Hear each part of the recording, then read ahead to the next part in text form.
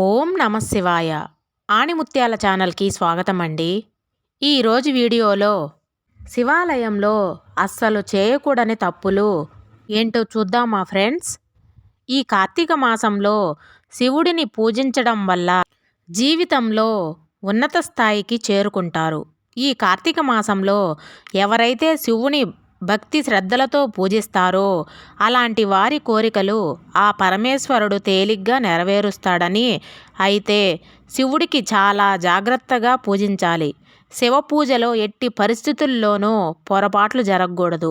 ముఖ్యంగా శివాలయానికి వెళ్ళిన భక్తులందరూ తప్పకుండా కొన్ని నియమాలు పాటించాలి. తెలుపు రంగులో ఉండే శివలింగాన్ని స్త్రీలు పొరపాటున కూడా ముట్టుకోకూడదు. అలాగే మీ పూజ గదిలో శివలింగం ఉంటే మీ ఇంటికి డబ్బు పరంగా కలిసొస్తుంది. అయితే ఒక శివలింగం కంటే ఎక్కువ శివలింగాలు ఉండకూడదు. ఒకటి కంటే ఎక్కువగా శివలింగాలు ఉంటే ఇంట్లో సమస్యలు ఏర్పడతాయి. విభూది అంటే పరమేశ్వరునికి చాలా ప్రీతికరమైనది. కాబట్టి ఈ కార్తీక మాసంలో శివాలయం నుండి విభూదిని తెచ్చుకొని ప్రతి కార్తీక సోమవారం నాడు ఆ విభూదిని పెట్టుకుంటే ఆ పరమేశ్వరుని ఆశీర్వాదం ఖచ్చితంగా లభిస్తుంది. శివాలయంలో ఉండే శివలింగానికి కుంకుమ బొట్టు పెట్టకూడదు. శివయ్యకు గంధం సమర్పిస్తే మీ జాతకంలో ఉన్న దోషాలన్నీ తొలగిపోతాయి. విపరీతమైన అదృష్టం కలుగుతుంది. అలాగే మనలో చాలామంది శివాలయానికి వెళ్ళినప్పుడు కొబ్బరి నీళ్లను శివలింగం పైన పోస్తారు. కానీ ఎట్టి పరిస్థితుల్లోనూ కొబ్బరి నీళ్లను లింగంపై పోయకూడదు. శివాలయానికి వెళ్ళగానే ముందుగా ధ్వజస్తంభాన్ని దర్శించుకోవాలి. తర్వాతే ఆలయంలోకి ప్రవేశించాలి. శివాలయానికి వెళ్ళిన భక్తులు శివుని దర్శించుకున్న తర్వాత ఆలయ గోపురాన్ని చూసి మీ మనసులో ఏది కోరుకున్నా సరే అది ఖచ్చితంగా నెరవేరుతుందట. శివాలయానికి వెళ్ళే మహిళలు జుట్టు విరబోసుకొని ఆలయంలోకి వెళ్ళకూడదు. జడ వేసుకుని మాత్రమే వెళ్ళాలి. జుట్టు విరబోసుకొని శివాలయానికి వెళ్తే మహాపాపంగా పరిగణించబడుతుంది. శివాలయానికి వెళ్ళిన భక్తులు ఆలయం చుట్టూ ప్రదక్షిణలు చేయకూడదు. మిగతా ఆలయాల్లాగా శివాలయంలో ప్రదక్షిణలు చేయకూడదని శాస్త్రాలు వివరిస్తున్నాయి. ఎందుకంటే ఆ పరమేశ్వరుడు దేవుళ్ళకే దేవుడు కాబట్టి ఆయన గుడి చుట్టూ ప్రదక్షిణలు చేస్తే శివుడి ఉన్నతత్వాన్ని తక్కువ చేసినట్టు అవుతుంది. కాబట్టి శివాలయంలో ప్రదక్షిణలు చేయకూడదని వేద పండితులు చెబుతున్నారు. ప్రతి శివాలయంలో ఖచ్చితంగా చండీశ్వరుని విగ్రహం ఉంటుంది. కాబట్టి శివాలయానికి వెళ్ళిన భక్తులు చండీశ్వరుని చుట్టూ ఖచ్చితంగా 3 ప్రదక్షిణలు చేయాలి. శివాలయంలో చండీ ప్రదక్షిణలు చేస్తే రెట్టింపు పుణ్య ఫలితం లభిస్తుంది. ముఖ్యంగా ఈ కార్తీక మాసంలో జిల్లేడు పూలతో శివుణ్ణి పూజిస్తే ఆ శివయ్య తొందరగా కరుణిస్తాడని విశ్వాసం. జిల్లేడు పారిజాత పూలతో శివుణ్ణి పూజిస్తే కాలసర్ప దోషాలు తొలగిపోయి శివ పూజలో ఎరుపు రంగు పూలను అస్సలు సమర్పించకూడదు. శివునికి ఎరుపు రంగు పుష్పాలు సమర్పిస్తే పూజకు తగిన ఫలితం దొరకదు. శివాలయంలోకి అడుగుపెట్టిన తర్వాత ముందుగా నందీశ్వరుడికి నమస్కారం చేసి నంది కొమ్ముల మధ్య నుండి శివుడి దర్శనం చేసుకోవాలి. ఇక శివుని దర్శనం చేసుకున్న తర్వాత గర్భగుడి నుండి బయటకు వచ్చిన తర్వాత ఎట్టి పరిస్థితుల్లోనూ ధ్వజస్తంభానికి నమస్కారం చేయకూడదు. ఇలా శివుని దర్శించుకున్న తర్వాత ధ్వజస్తంభానికి నమస్కరిస్తే శివుడికి దర్శించుకున్న పుణ్యఫలం లభించదు. శివుని పూజలో తులసి ఆకులను ఉపయోగించకూడదు.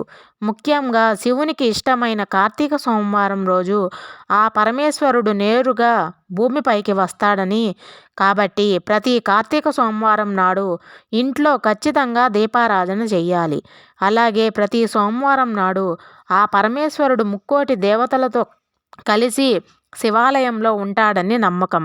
కాబట్టి ప్రతి కార్తీక సోమవారం రోజున ఎవరైతే శివాలయానికి వెళ్ళారో అలాంటి వారికి ఎటువంటి కష్టాలు లేకుండా ఆ శివయ్య వరమిస్తాడని. శివుడు అభిషేక ప్రియుడు కాబట్టి ఈ కార్తీక మాసంలో ఆవు పాలతో శివుడికి అభిషేకం చేస్తే కోటి జన్మల పుణ్య ఫలితం లభిస్తుంది. అయితే మనలో చాలామంది పాలను అలాగే ప్యాకెట్లో ఉంచి నేరుగా శివలింగం పైన పోసేస్తారు. కానీ అలా అస్సలు చేయకూడదు. అలా చేస్తే మాత్రం అభిషేకం చేసిన పుణ్యం లభించదు. కాబట్టి శివుడికి అభిషేకం చేసేటప్పుడు ఒక గ్లాసులో ఆవు పాలను పోసుకొని శివలింగానికి అభిషేకం చేయాలి. పాలతో అభిషేకం చేసిన తరువాత మరలా శివలింగం పైన నీళ్లు పోసి అభిషేకం చేయాలి. అలా చేస్తేనే సంపూర్ణ అభిషేకం ఫలితం దక్కుతుంది. శివుడికి అభిషేక చేసేటప్పుడు మన శరీరంపై ఉన్న చెమట కానీ వెంట్రుకలు కానీ శివలింగం పైన పడకుండా జాగ్రత్త పడాలి. ఇంట్లో శివుని పూజించే ముందు వినాయకుడికి నమస్కారం చేసుకొని ఇంట్లో పూజ చేయాలి. ఇంట్లో ఎలాంటి పూజ చేసినా సరే ముందుగా వినాయకుడిని పూజించాలి. స్వయంగా ఆ శివుడే వివరించాడు. ఈ కార్తీక మాసంలో శివాలయానికి వెళ్ళేవారు నంది చెవులో మీ కోరికలు చెప్పుకుంటే అవి ఖచ్చితంగా నెరవేరుతాయి.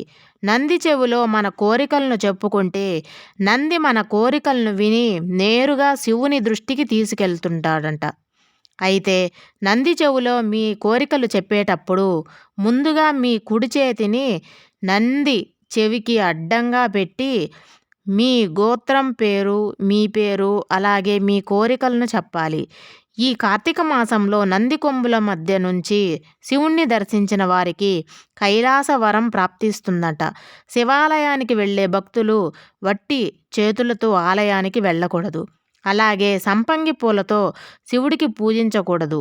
సంపంగి పువ్వు పూజకు పనికిరాదని శివుడు శాపం విధించాడని ఈ కార్తీక మాసంలో ఆ పరమేశ్వరుని సులువుగా ప్రసన్నం చేసుకోవాలంటే ప్రతి కార్తీక సోమవారం రోజు ఉపవాసం ఉంటే ఆ పరమేశ్వరుడు తొందరగా అనుగ్రహిస్తాడు. ఈ కార్తీక మాసంలో వెలగ పండును శివుడికి సమర్పిస్తే మీ సంతానానికి దీర్ఘాయుషు లభిస్తుంది. డబ్బు సమస్యలతో బాధపడేవారు చెరుకు రసంతో శివలింగానికి అభిషేకం చేస్తే డబ్బు కష్టాలన్నీ తీరిపోయి విపరీతమైన సంపద సిద్ధిస్తుంది. అలాగే ఈ కార్తీక పౌర్ణమి రోజున శివాలయంలో 365 ఒత్తులతో దీపం వెలిగిస్తే ముక్కోటి దేవతలకు పూజించినంత పుణ్యం లభిస్తుంది. కార్తీక మాసంలో శివుడికి బిల్వపత్రం సమర్పిస్తే ఆ పరమేశ్వరుడు సంతోషించి మీరు ఏది కోరుకున్నా సరే అది ఖచ్చితంగా నెరవేరుతుందట. 3 ఆకులతో కూడిన ఈ బిల్వపత్రం శివుడి 3 కనులతో సమానం. శివునికి సమర్పించే బిల్వపత్రాన్ని సోమవారం రోజున చెట్టు నుంచి కోయకూడదు. ఇదండి ఈరోజు వీడియో. ఈ వీడియో మీకు నచ్చినట్లయితే ప్లీజ్ లైక్ చేయండి, షేర్ చేయండి, సబ్స్క్రైబ్ చేయండి ఫ్రెండ్స్. ఓం నమః శివాయ.